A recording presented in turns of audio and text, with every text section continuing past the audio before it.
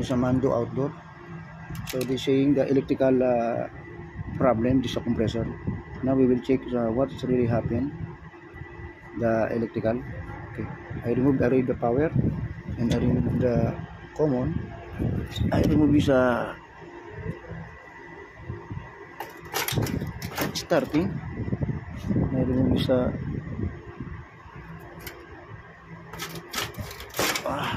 running. So running, starting. Okay.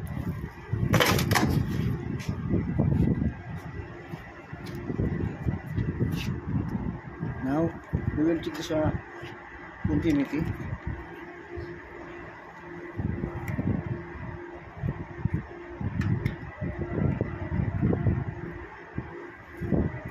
Okay, we put the ohming like this. So this one is a common to run is 2.4. Common to start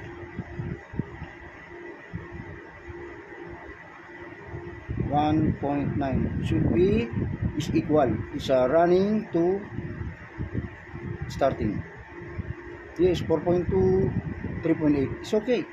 So meaning to say this unit, the problem is mechanical, not electrical. Okay, the problem is mechanical compressor, not electrical.